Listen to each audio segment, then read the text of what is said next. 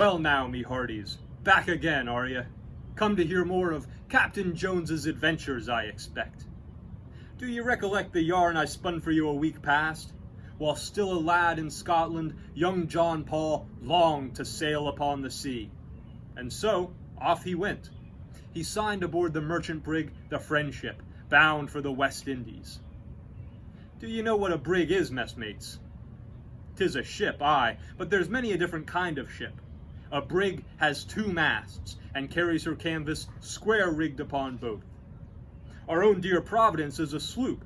She has but 1 mast, and is fore and aft rigged, which lets her sail right close to the wind, though she also carries square sails for running downwind. But I mustn't prattle on so. You wish to hear of Captain Jones's exploits, and hear of them you shall.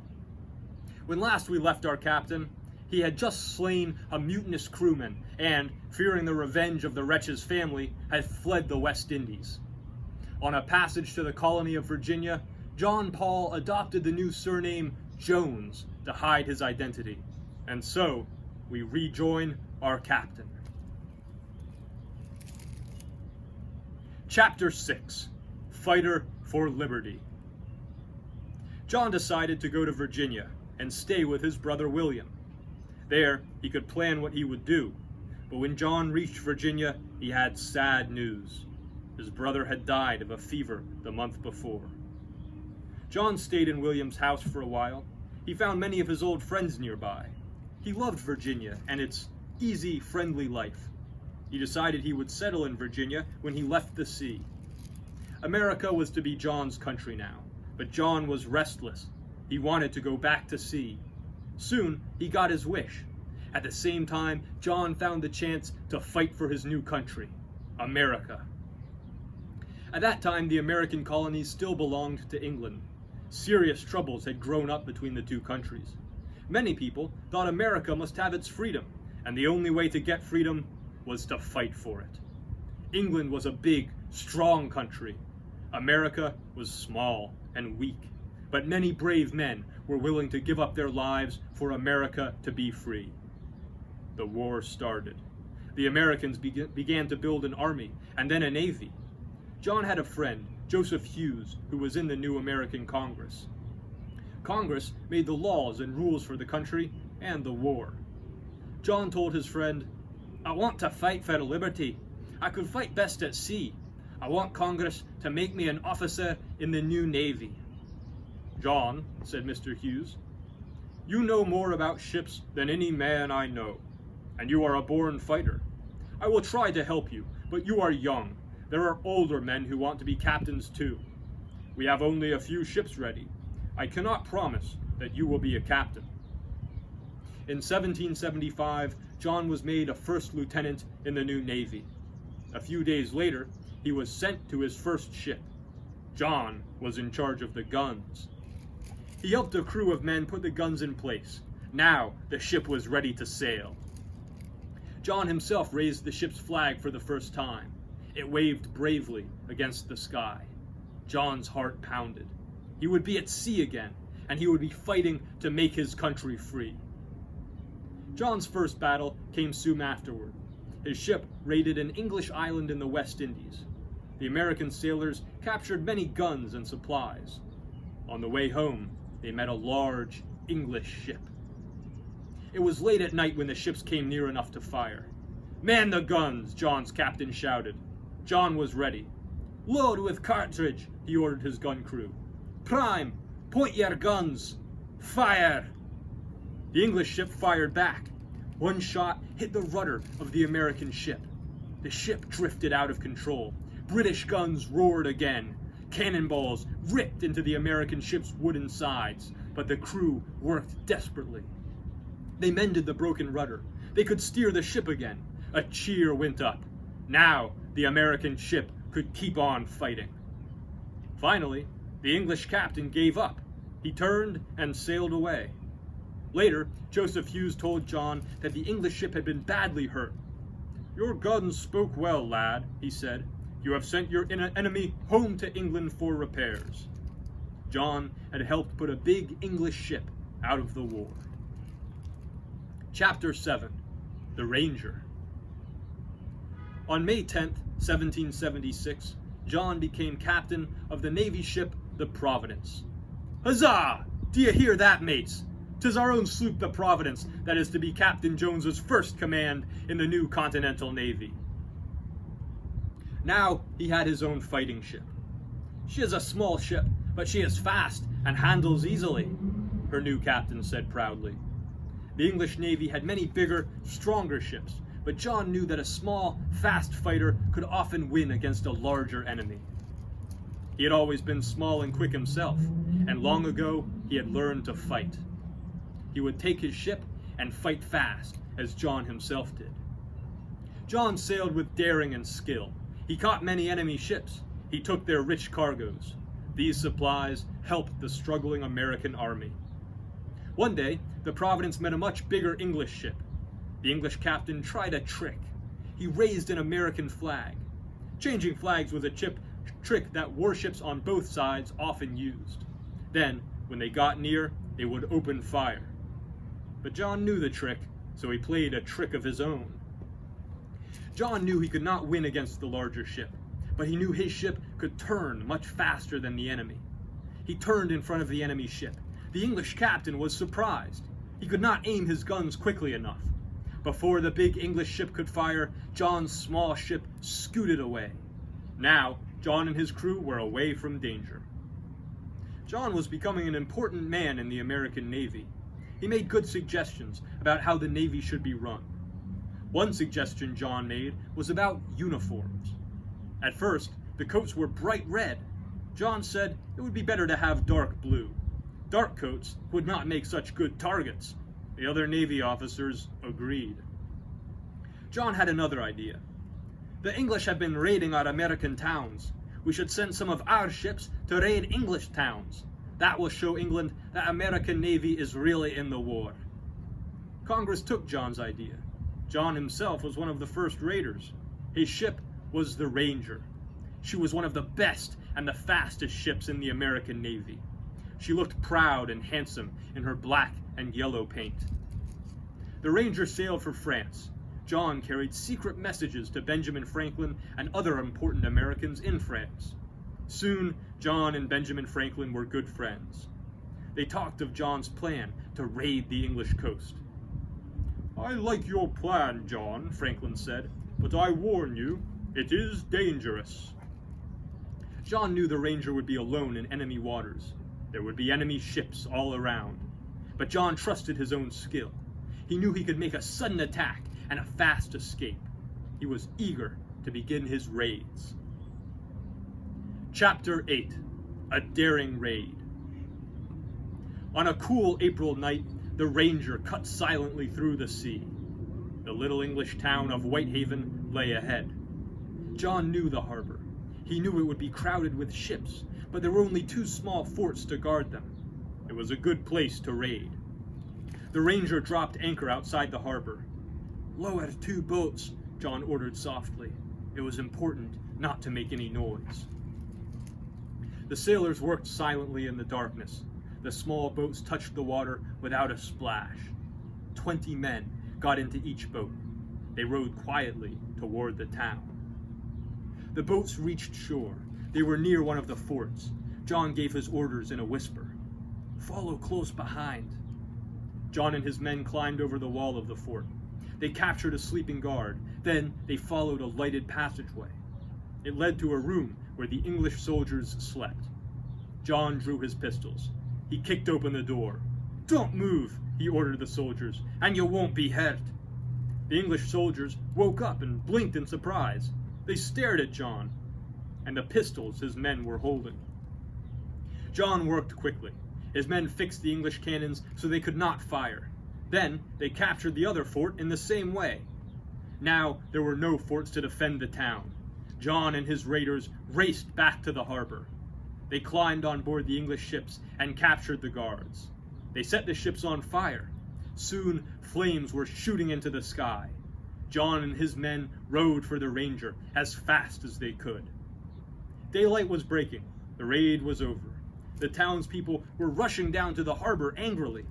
No one had thought Americans would raid an English town, and now The Ranger was sailing safely away. At sea the next day, an English warship attacked the Ranger. It was a fierce battle. John stood on deck, calling his orders. Finally, the gun smoke cleared. The Ranger had won. She sailed for France with a captured enemy ship behind her. Now, the English knew the American Navy was strong enough to fight their proudest ships. They also knew an American raider might strike their coast at any time.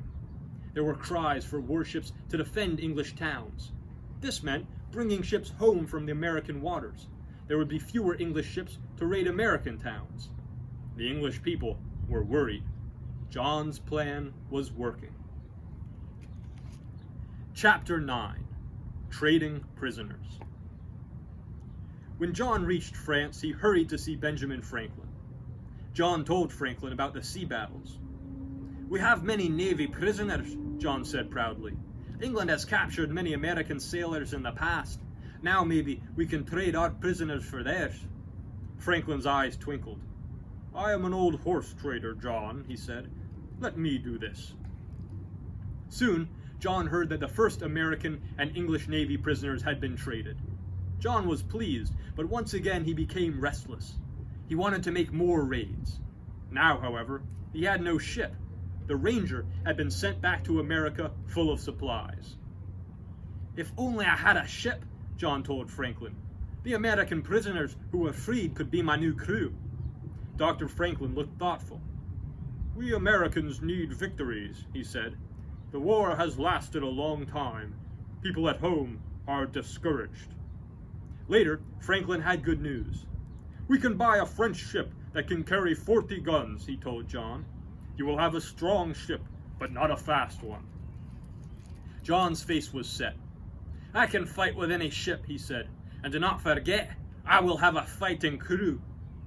The French ship was bought. John worked to change her into a ship of war. "Now there is still one more thing to do," John told Benjamin Franklin. "We must name the new ship, sir.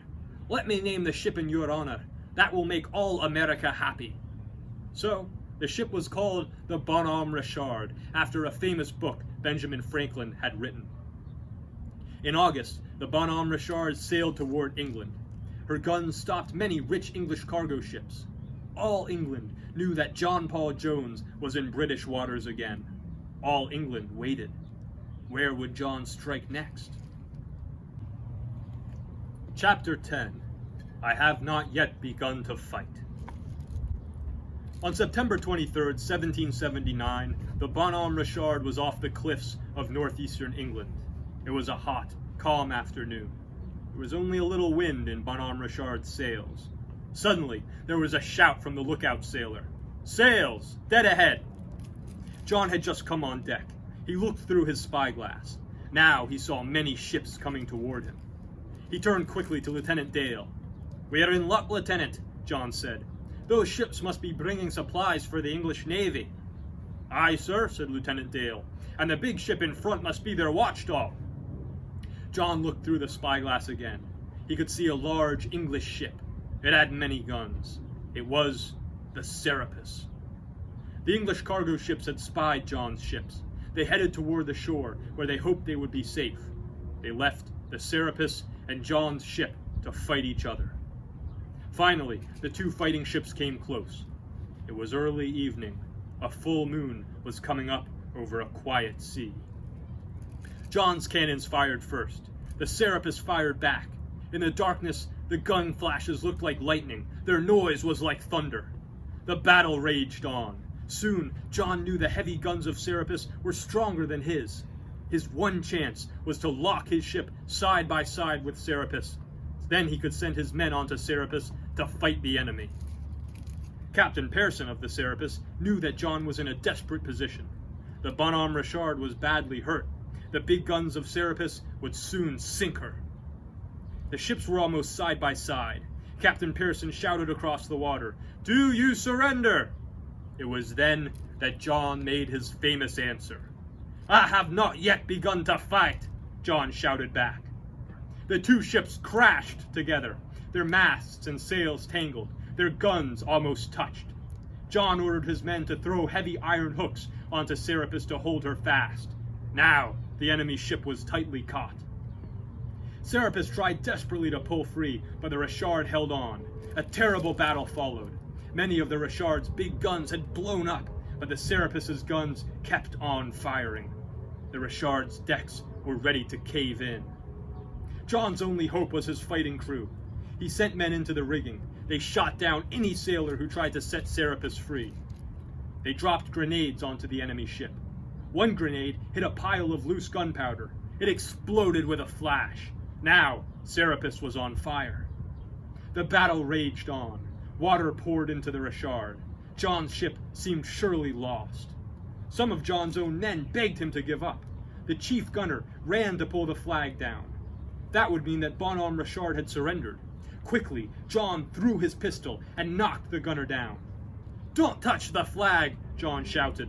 "I will never surrender." Now it was near midnight. The battle had lasted for hours. The men were worn out. The Bonhomme Richard could hardly stay afloat. But the Serapis was also badly hurt. Many of her men were dead or lying helpless. Her mainmast was ready to fall. The two captains faced one another over the sinking ships. Both ships had fought as long as they could. One captain would have to give up. The Serapis was the stronger ship, but John Paul Jones was the stronger captain. He had said, "I have not yet begun to fight," and he had made his words come true. Captain Pearson looked across the broken deck. He knew John Paul Jones would never surrender. Slowly, Captain Pearson lowered the Serapis's flag. John Paul Jones and the Bonhomme Richard had won. Chapter 11. A Dream Come True. The news of John's great victory gave Americans new hope.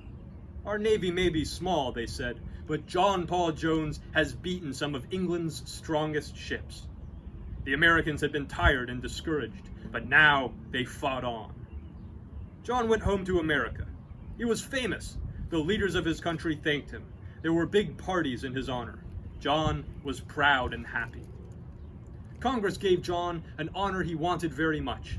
He was to be captain of a powerful new ship. It would be called the America. It would be the biggest ship in the American Navy. But John never commanded the new ship. The war ended. The Americans had won. The happy people lit bonfires. Parades filled the streets. Music sounded through the trees. The last British soldiers sailed away. America had won her freedom. John was one of the men who had done the most to win it. After the war, John went on working for a strong navy. "We must have a fighting navy," he told Congress. "A new country must show the world that it is brave and strong." John loved America. He wanted to be sure his country would stay free. In 1792, John was in France. Now there was a new danger. There were pirates in the Mediterranean Sea south of France, and they were attacking American trading ships. America needed John Paul Jones again. President George Washington sent John a message. He asked John to fight the pirates. John would have been ready to serve his country again, but he never received the message.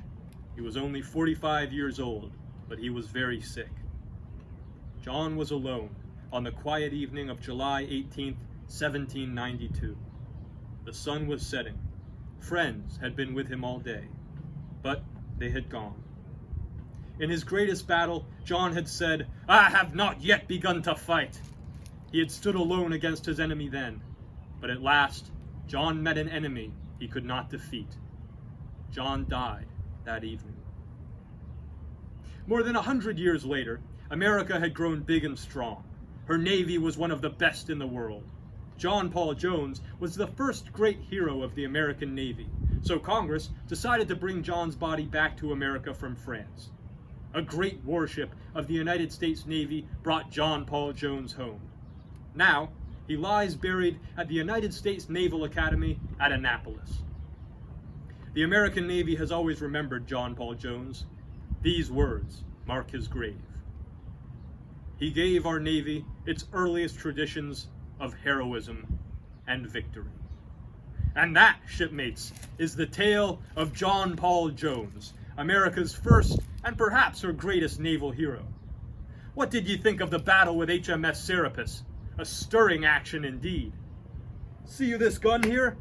'Tis but a 4-pounder, and Providence can carry only 12. HMS Serapis carried 44 guns, and 20 of them 18-pounders.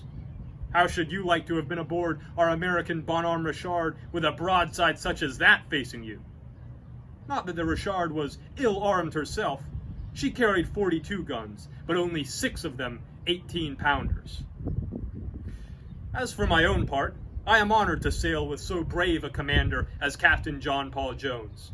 And if we happen to take a rich prize or two along the way, why, so much the better.